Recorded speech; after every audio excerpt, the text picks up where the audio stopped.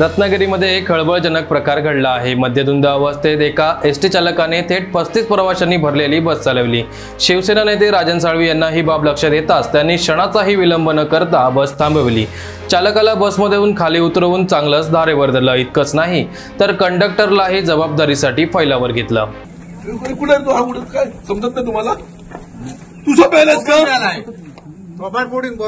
मी गाडी थांबवली। अरे तू आता आहेस ना, तिथे वाहक आहेस ना, मग तू सांग मला आता अशा तऱ्हेची माणसं दारू पण गाडीवर बसत असतील, कोण जाऊ जबाबदार? हो ते साहेब गाडी रोडवर आली काकी तिथे किती लोक गाडीमध्ये होते? साहेब जवळजवळ 35 ते 40 लोक आहेत। हे 35 पाचशा गाडीने आम्ही पाठवले साहेब, त्यांची व्यवस्था करून 17 लोक म्हणजे लोकांचा जीव नाही का महत्वाचा? मुंबईला जाणार आम्ही, ते तुमची जबाबदारी आहे सहकारी म्हणून त्यांना सांगणं।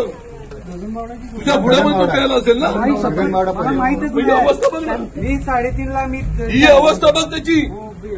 गाडी चालवू शकतो, चालायची ताकद नाही याच्यामध्ये, गाडी चालवू शकतो काय? मला सांगा, मी गाडीचं टायमिंग 3:30, मी 2:30ला डेपोत आलोय। मी 2:30 पासून वेट केलाय, गाडी 4:20ला, यांच्या तिकिटावर बघा 4:20ला यांना वेळ झाला। काय सांगतोय तो वेट झाला आल्याबरोबर गाडीच्या स्टेअरिंगवर बसल्या आणि गाडी सुटली। बोला